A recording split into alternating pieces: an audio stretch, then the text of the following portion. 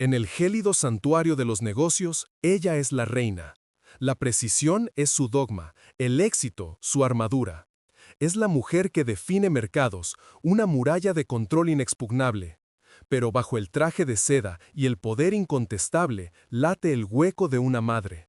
Su vida es un mausoleo de rutina, su única liturgia el crepúsculo de los miércoles frente a una lápida de mármol frío.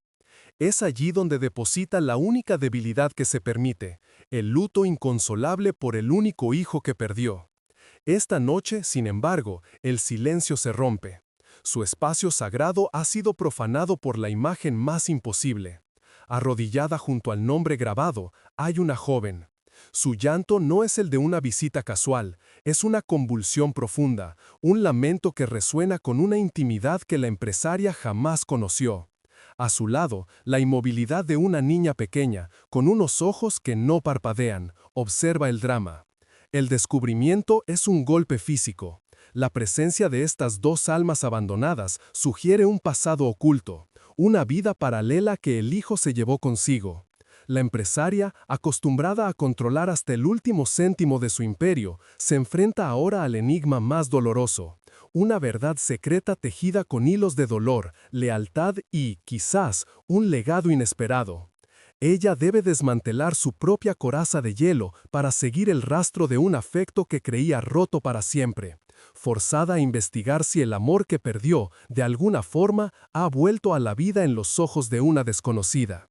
La visita semanal se ha convertido en el inicio de un misterio que amenaza con redefinir todo lo que creía saber sobre su hijo. El luto se me había pegado a la piel como un sudario. Yo, Catalina Rivas de la Fuente, de 58 años, llevaba el peso de mi imperio financiero y, mucho más pesado, el vacío dejado por mi único hijo. Mi rutina era mi penitencia. Cada miércoles, al caer la tarde, visitaba la lápida de mármol negro en el cementerio del Cristo de los Dolores. Era mi santuario, el único lugar donde me permitía la vulnerabilidad. Pero aquel atardecer de otoño de 2023, mi soledad elegida se hizo añicos. Al aproximarme a la sepultura de Javier Alonso Rivas, fallecido a los 30 años, me detuve en seco. Mi corazón, que yo creía inexpugnable, dio un vuelco frío. Allí estaban, una imagen imposible, una joven y una niña. La joven, Rocío del Mar Herrera, de 31 años, estaba arrodillada, sus manos trabajadoras aferradas a la fría piedra, el cuerpo sacudido por un llanto que superaba mi propio dolor contenido. A su lado, Aitana Rivas Herrera, de 5 años, con el cabello rizado y fino, me observaba con unos ojos grandes y curiosos de color avellana que, para mi horror, me parecieron extrañamente familiares. Mi primera reacción no fue la pena, sino la dureza. La precisión obsesiva de la empresaria tomó el mando, construyendo de nuevo la coraza que Javier había traspasado en vida. ¿Una invasión? ¿Un error de sepultura? ¿Quién es usted?, pregunté, mi voz tan afilada como un bono corporativo. Rocío levantó el rostro, marcado por la preocupación y el cansancio. Su lamento cesó, reemplazado por el miedo, pero también por una profunda emotividad. Éramos Rocío y Javier, estábamos juntos. La palabra cayó como una losa sobre mi estructura emocional. Ella es Aitana, nuestra hija. El silencio que siguió fue más ruidoso que el llanto anterior. Negación. Mi cerebro de negocios no podía procesar un error de cálculo tan monumental. Mi Javier, el heredero de Inversiones Rivas, el joven al que yo había presionado para que aceptara el anillo familiar con escudo de armas que él tanto había evitado, ¿había vivido una vida paralela? ¿Una vida sencilla en una vivienda modesta que yo ni siquiera conocía?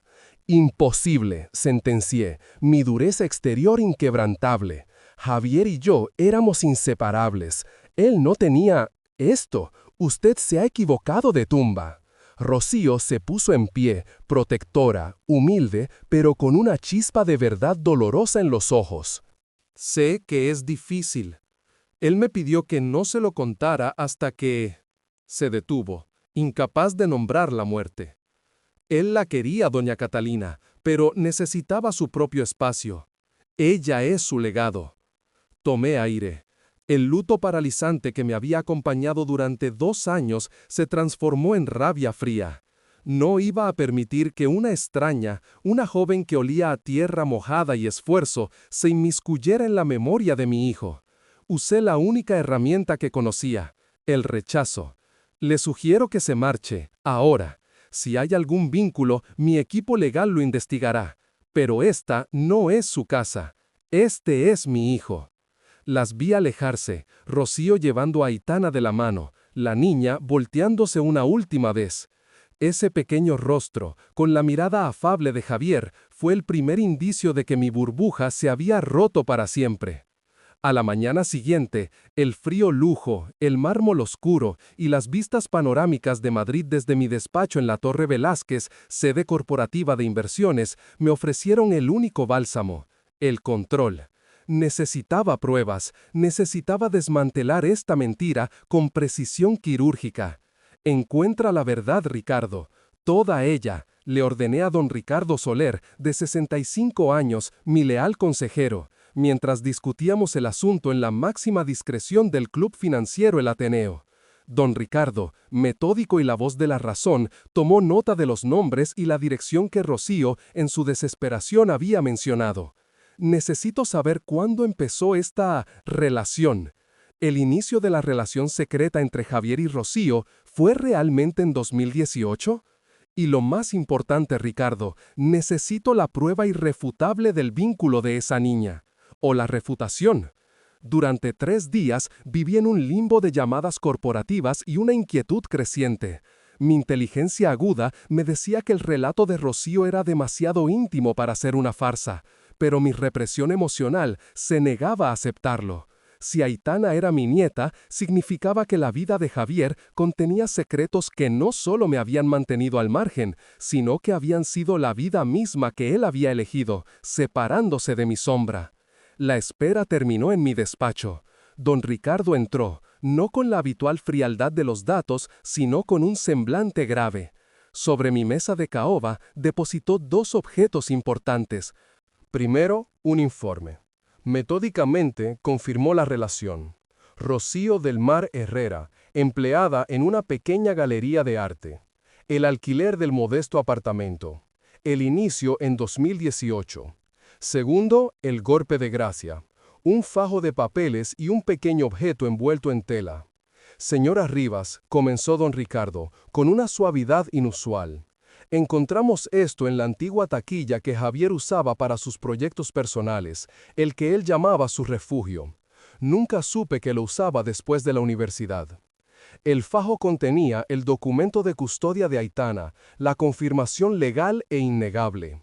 Aitana Rivas Herrera. Era oficial. Mi nieta. Mi respiración se aceleró. El luto que me había asfixiado era ahora una fuente de pánico. Pero lo peor estaba por llegar. Desempaqué el objeto envuelto. Un cuaderno de bocetos anónimo. Las tapas estaban gastadas, la encuadernación suelta. Abrí la primera página y no encontré dibujos de mis edificios o de las finanzas. Encontré vida. Javier había sido un artista, un talento que había escondido bajo mi presión.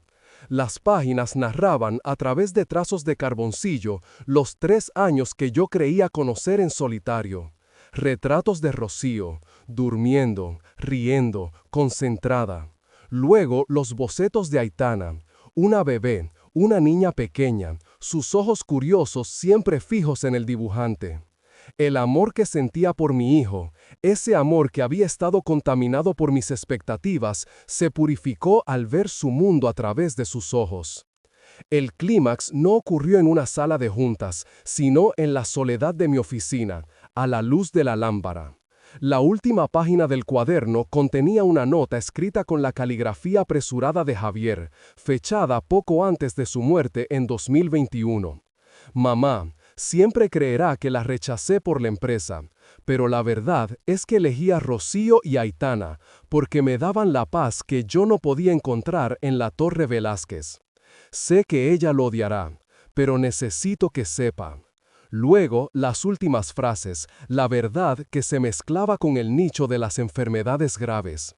Javier no solo había estado escapando de mí, estaba protegiendo su pequeña familia mientras luchaba contra el cáncer terminal que lo consumió tan rápido. Rocío también está enferma. Su lucha es silenciosa y persistente, y mi mayor temor es dejar a Aitana desamparada, sin el amparo de la familia Rivas. Mi visión se nubló. La empresaria de éxito, que resolvía crisis millonarias sin pestañear, se encontró con una realidad que ninguna cifra podía maquillar. Mi hijo había muerto enfermo, dejando a la madre de su hija y a mi nieta en una situación vulnerable, posiblemente luchando contra una dolencia crónica, desprotegidas por mi ceguera. La confrontación final que mi mente corporativa había planeado, un encuentro frío para negociar un acuerdo de silencio en el club financiero, se evaporó. Había llegado el momento de abandonar la coraza. Esa misma tarde, encontré la vivienda modesta de la calle Almudena. El exterior era sencillo, pero el interior, que Aitana abrió, era cálido y vivido. Olía a hogar y a pintura, quizás a los materiales que Javier había usado en sus bocetos. Rocío se puso tensa al verme. Yo no venía con abogados ni con disculpas, venía con la aceptación. Me senté en un sofá desgastado, la antítesis de mi mármol oscuro. Aitana, le dije a la niña. Ella se acercó, curiosa. Sus rizos me recordaban a Javier cuando era pequeño. Tomé su mano. Tienes los ojos de tu padre. Luego miré a Rocío, la mujer que había conocido a mi hijo más profundamente que yo. No había reproches, solo la verdad y el dolor que compartíamos. Vi el cuaderno. Sé quién es, sé por qué lo hizo. Aitana es mi nieta, y usted, Rocío, es la madre de mi nieta, la persona que él amó. Las lágrimas de Rocío eran de alivio, no de tristeza. Javier me dijo que usted era dura, pero justa. La dureza era mi defensa, confesé. Pero ya no puedo esconder mi cabeza en los números. No voy a abandonarlas. Aquel encuentro fue la redención. No importaba el linaje Rivas o el escudo de armas, el verdadero legado era la niña que jugaba silenciosa con un muñeco. El descubrimiento me obligó a confrontar mi propio dolor, a redefinir el significado de la familia. Mi vida no iba a volver a ser el ritual semanal de luto y soledad.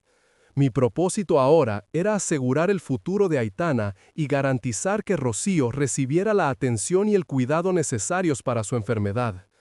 El imperio financiero, la Torre Velázquez, ahora serviría para proteger a las almas que Javier había amado en secreto. La empresaria se había ido. Había nacido una abuela. Y en el silencio de mi corazón sabía que Javier, dondequiera que estuviera, finalmente me había perdonado. El enigma que nunca supe que existía me había traído, a través del dolor, el lazo que creía roto para siempre. La última página del cuaderno de bocetos anónimo ardía en mi mente con más intensidad que cualquier análisis financiero de riesgo. El lujo frío de mi despacho en la Torre Velázquez nunca había parecido tan vacío, tan absurdo. El mármol oscuro, las vistas panorámicas de Madrid, todo palidecía ante la caligrafía apresurada de Javier, fechada antes de su muerte en 2021. Rocío también está enferma. Su lucha es silenciosa y persistente, y mi mayor temor es dejar a Aitana desamparada, sin el amparo de la familia Rivas. El dolor ya no era solo luto, era un reproche. Yo había estado tan ocupada defendiendo mi imperio y mi versión idealizada de Javier, que le había negado la única cosa que realmente necesitaba, la seguridad de su familia. Mi hijo, al que yo había forzado a llevar el anillo familiar con escudo de armas y a abrazar una vida que detestaba, se había sacrificado por amor, ocultando su enfermedad para proteger a quienes le importaban, incluso de mí. La imagen de Rocío, humilde pero digna, en el cementerio del Cristo de los Dolores, regresó. Ya no era una impostora, era una mujer asustada, luchando en silencio, una verdad dolorosa que mi hijo me había legado. Llamé a Ricardo. Mi voz era diferente, despojada de la dureza habitual. Era la voz de una madre, no la de una empresaria. Ricardo, leal y metódico, no preguntó. Simplemente tomó notas, asintiendo ante la urgencia que por fin me había roto.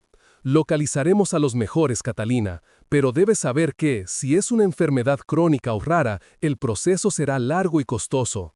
El coste es irrelevante, respondí, sintiendo el peso del imperio que ahora se convertía en un arma de protección. Inversiones Rivas va a trabajar para ellas. Cada céntimo, cada contacto, cada especialista. Aitana ya ha perdido a su padre. No perderá a su madre por la indiferencia de su abuela. El resto de la tarde fue un torbellino de preparación.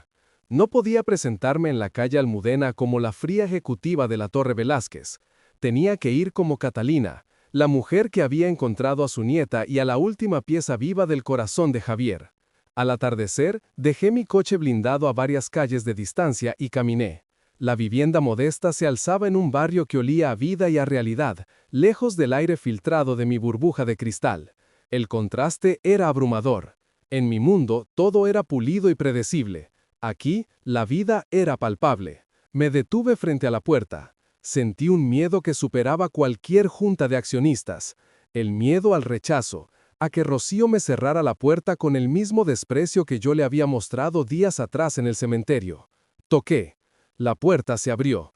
No fue Rocío, fue Aitana. La niña, con sus ojos grandes y curiosos de color avellana y el cabello rizado, me miró sin miedo, solo con esa silenciosa observación que había heredado de su padre. Llevaba un vestido sencillo y un calcetín estaba un poco bajado. Era la imagen de la inocencia. «Hola», dijo Aitana con una voz pequeño pero firme. «¿Eres la señora del cementerio?» El corazón se me encogió. El cementerio era el único lugar de referencia que la niña tenía de mí. «Sí, Aitana, soy Catalina. Vengo a ver a tu madre». Aitana se hizo a un lado y me dejó pasar. El interior era cálido y vivido, un hogar donde el arte de Javier aún respiraba en las paredes con pequeños dibujos. Un olor a sopa casera y a lápices de colores llenaban el aire. Rocío estaba en la pequeña sala, sentada en un sofá desgastado justo donde la había imaginado al ver los bocetos de Javier. Al verme, su rostro, marcado por la preocupación y el cansancio, se tensó de nuevo, volviéndose protector. «Catalina», dijo, usando mi nombre sin el tratamiento formal que me había otorgado antes. «Pensé que vendría su equipo legal». «No hay abogados, Rocío», dije, manteniendo mi voz suave, esforzándome por desmantelar la coraza con cada palabra. Dejé mi bolso de piel sobre el suelo, un gesto de sumisión ante la sencillez del lugar. Me senté en una silla auxiliar, frente a ella. Leí el cuaderno, dije directamente, y vi el documento de custodia de Aitana. Ella es mi nieta, y sé la verdad de por qué Javier se fue. No fue para rechazarme, fue para protegerlas. Rocío bajó la mirada, las manos trabajadoras entrelazadas. El silencio de Aitana, jugando con un muñeco cerca de la ventana, era la única banda sonora. Él la amaba mucho, Catalina, pero él decía que su amor por él estaba condicionado, que usted quería al heredero, no al artista. Y tenía razón, confesé. Era el momento de la verdad, el momento de confrontar mi propio dolor y mis errores. Mi luto no me dejaba ver. Mi dureza exterior era una defensa contra el vacío que dejó al morir tan joven. Pero mi dureza solo les hizo daño a ustedes dos. Le hice daño a mi propio hijo. Tomé aire, y aquí llegó el clímax emocional. No se trataba de aceptar a la niña, se trataba de salvar a la madre, el último vínculo directo con Javier. Rocío, Javier mencionó que usted también está enferma. Por favor, dígame la verdad. No la interrogo como empresaria, la interrogo como la abuela de Aitana. ¿Qué necesita? Él tenía miedo de dejarla sola, desamparada. Rocío dudó, humilde pero con la dignidad de quien ha soportado demasiado. Finalmente, las lágrimas se acumularon en sus ojos, pero eran lágrimas silenciosas. «Esclerosis múltiple», susurró. La diagnosticaron poco después de que nació Aitana. Es un proceso lento, a veces incapacitante. Javier lo supo siempre. Por eso me pidió que, si algo le pasaba a él, la buscara a usted, aunque temiera su rechazo. Él me ayudaba con las terapias. Desde que él no está, la palabra esclerosis cayó en mi alma como hielo. El nicho de las enfermedades graves y su impacto emocional se hacía presente de la manera más cruda posible. Mi hijo, el idealista, no solo había muerto de cáncer, sino que había dejado a la madre de su hija enfrentando una enfermedad degenerativa. Esto no era un secreto de familia que pudiera enterrarse, era un legado que debía aceptarse y protegerse. Basta, dije, poniéndome de pie. Mi voz recuperó algo de su fuerza, pero ahora era una fuerza dirigida a la acción, no a la represión. Ya no estás sola, Rocío. Aitana no está desamparada. Yo no te abandonaré. El rechazo terminó en el cementerio. Me acerqué a Aitana, quien dejó su muñeco y me miró con sus ojos avellana, tan idénticos a los de Javier. Me arrodillé. Sentir el cabello rizado y fino de la niña bajo mi mano fue una experiencia táctil que redefinió mi existencia. Era tangible, era vida. Aitana, le dije, mirando su rostro de 5 años, tu padre era un gran artista, ¿lo sabías? Y era valiente. Nos hizo un regalo a las 3, nos unió. Luego me volví hacia Rocío. A partir de mañana, mi equipo legal estará en contacto para asegurar 2 cosas. Primero, la plena confirmación de la custodia y herencia de Aitana. Segundo, el acceso a la mejor atención médica disponible en España o donde sea necesario para su enfermedad. Inversiones Rivas no solo gestiona fortunas, Rocío. A partir de ahora, gestiona el futuro de mi nieta y el tuyo. Rocío se echó a llorar, pero esta vez con un alivio tan profundo que casi se podía tocar. Gracias, Catalina, sollozó. No me des las gracias, respondí. Lo hago por Javier. Y lo hago por mí. Mi vida ha sido un estudio de contrastes, dureza en los negocios, vacío en casa. Ahora, mi propósito es claro. Ya no soy solo una empresaria, soy una abuela. Pasé otra hora en la pequeña vivienda. No hablamos de cifras ni de la Torre Velázquez. Hablamos de Javier, de su risa, de cómo se conocieron en 2018, de sus sueños de arte. Entendí, finalmente, por qué él había elegido esa vida sencilla y cálida en la calle Almudena. Era el único lugar donde podía ser él mismo, lejos de mi sombra. Al marcharme, Aitana me acompañó a la puerta. Me dio un abrazo torpe, pero sincero. Ese pequeño contacto físico valía más que todos los activos que poseía. «Adiós, abuela», dijo la niña, la palabra resonando en mi corazón con una dulzura inesperada. «Abuela». La empresaria que había enterrado a su hijo en 2021 y que había vivido en un luto paralizante, acababa de ser resucitada por una niña de 5 años y una joven valiente. Mi camino de vuelta fue diferente. La noche madrileña, que antes me parecía un escenario de ambición, ahora me recordaba la fragilidad de la vida. Mi ritual de luto había terminado. Ya no necesitaría ir al cementerio del Cristo de los Dolores para hablar con Javier. Él estaba allí, en los ojos curiosos de Aitana, en el arte escondido y en la vida que yo ahora estaba obligada a proteger. El enigma que irrumpió en mi soledad había roto la estructura de mi vida, pero a cambio me había devuelto la posibilidad de amar. La redención no se encontraba en el prestigio de mi linaje, sino en ese lazo inesperado y duradero que creía roto para siempre. Mi nueva vida comenzaba, dedicada a honrar el legado de amor y sacrificio de Javier. El miedo había desaparecido, reemplazado por un propósito formidable y maternal. El olor a sopa casera y a lápices de colores se había desvanecido tan pronto como pisé el frío asfalto de la calle Almudena.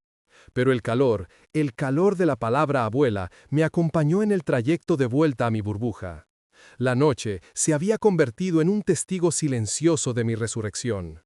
Yo, Catalina Rivas de la Fuente, la dama de hierro de las finanzas, había llorado ante una mujer que apenas conocía y había abrazado a una nieta que me era completamente ajena hasta hacía 72 horas. Regresar a la Torre Velázquez a la mañana siguiente fue como entrar en un mausoleo. El lujo frío que antes me definía ahora me asfixiaba. El mármol oscuro, impecablemente pulido, reflejaba una imagen de mí misma que se estaba desintegrando. La mujer precisa y severa que solo valoraba el prestigio y el linaje. Ricardo me esperaba en el umbral de mi despacho. Su rostro, habitualmente imperturbable, mostraba una mezcla de preocupación profesional y una curiosidad que intentaba disimular. Él había sido testigo de mis peores lutos y de mis mayores triunfos. Ahora era testigo de mi metamorfosis. «Catalina», comenzó Ricardo, con el tono grave que usaba para reportar pérdidas significativas en el mercado. Ya no hay pérdidas, Ricardo, lo interrumpí, quitándome el abrigo de cachemira con una brusquedad inusual. Solo hay inversión. ¿Ha localizado a los especialistas? Ricardo asintió, abriendo una tableta. Sí, el neurólogo jefe del Hospital Clínico de Madrid es el mejor experto en esclerosis múltiple en España. Hemos programado una cita preliminar y ya hemos iniciado el proceso para transferir todos los gastos a un fondo fiduciario de inversiones Rivas, bajo mi gestión directa. Máxima discreción, como pidió. Discreción ya no es la prioridad, repliqué, y la sorpresa en sus ojos fue genuina. La prioridad es que Rocío reciba la mejor atención sin demora. Necesitamos velocidad de fusión hostil, Ricardo, pero con humanidad. El tiempo es un lujo que ella no tiene, y yo ya perdí demasiado tiempo con Javier. Me dirigí a la ventana, observando el horizonte de Madrid que se extendía bajo mis pies, un panorama que solía simbolizar mi dominio. Ahora solo veía un mapa de responsabilidades. Y en cuanto a la parte legal, el documento de custodia de Aitana debe ser inatacable.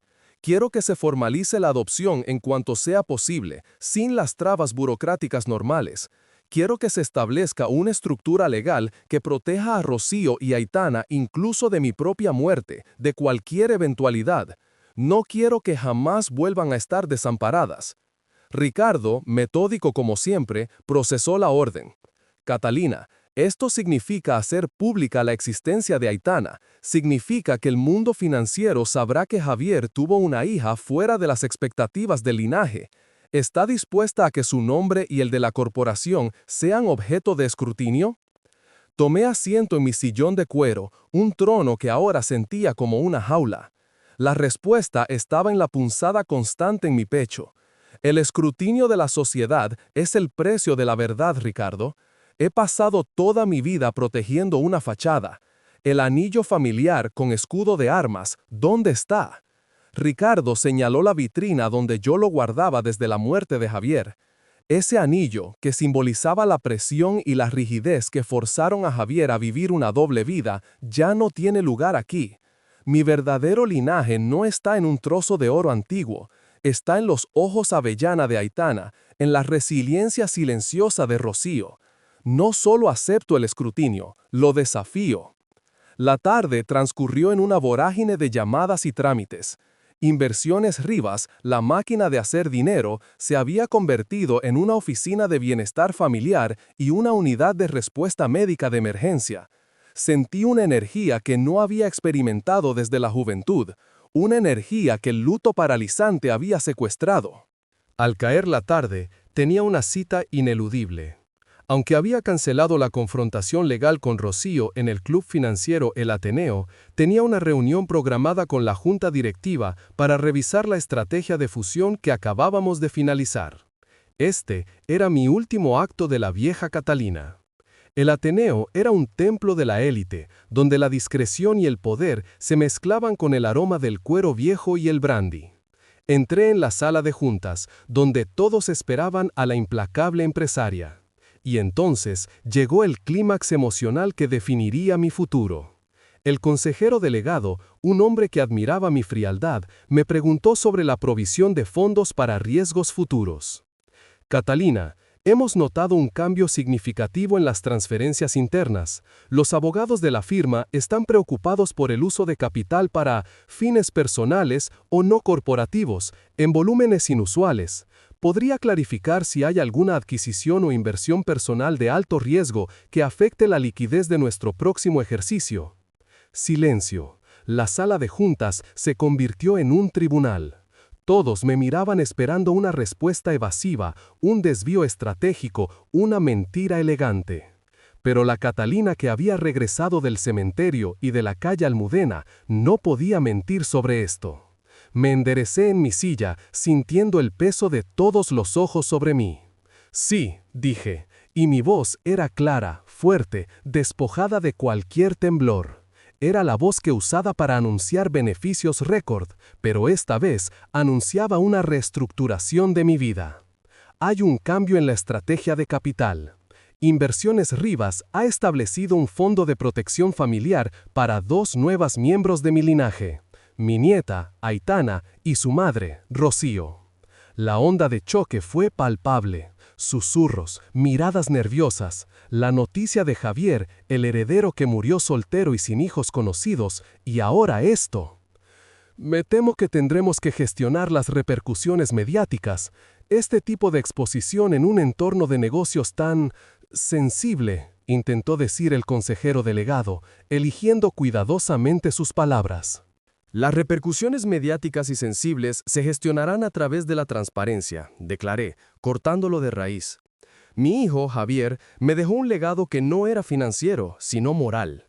Dejó a una hija y a una mujer que ahora enfrentan una enfermedad degenerativa.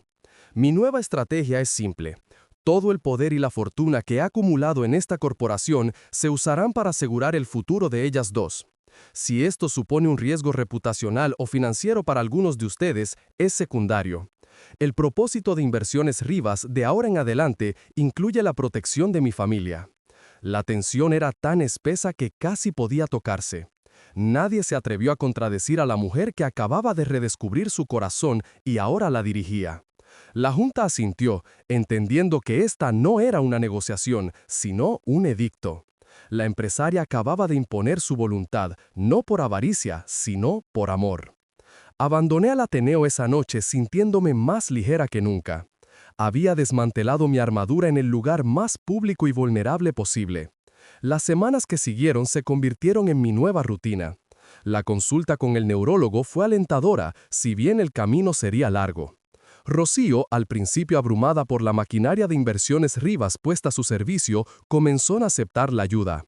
La humildad y la dignidad de su rostro, marcado por la enfermedad y la preocupación, se suavizaron al saber que la niña ya no enfrentaba la posibilidad de la orfandad y la desprotección. Mi verdadero santuario ya no estaba en el cementerio del Cristo de los Dolores. Ahora se encontraba en el interior cálido y vivido de la calle Almudena, donde las terapias de Rocío se llevaban a cabo y donde pasaba las tardes con Aitana. Un día, mientras Aitana dibujaba en el suelo de la sala, sus ojos grandes y curiosos de color avellana fijos en su obra, Rocío me sonrió desde el sofá. Javier habría estado orgulloso de usted, Catalina. Él siempre deseó que dejara de ser la empresaria dura y se permitiera ser la madre que en realidad era. La culpa que había cargado durante años se disolvió en esa frase. Lo sé, Rocío, respondí, sintiendo una humedad en mis ojos que ya no me molestaba. Él me enseñó que la verdadera riqueza no está en las acciones o los bienes raíces, está aquí, en este hogar, en el arte que dejó y en esta niña. Aitana se levantó de pronto, corriendo hacia mí y me mostró su obra. Era un retrato garabateado de 3 figuras, ella, Rocío y yo. Somos nosotras, abuela, dijo con su voz pequeña y firme. Mi familia. Tomé el dibujo con cuidado. Este era mi nuevo trofeo, más valioso que cualquier fusión empresarial. La empresaria de éxito, que había pasado una vida buscando el control y el prestigio, había encontrado la redención a través de la vulnerabilidad y la aceptación de un legado que nunca imaginó. El ritual del luto se había transformado en el ritual de la vida. Mi viaje, que comenzó en la desolación de una lápida de mármol negro, terminaba en el regazo de mi nieta, con la promesa de una batalla compartida por la salud de su madre. Ya no era Catalina Rivas, la dama de hierro.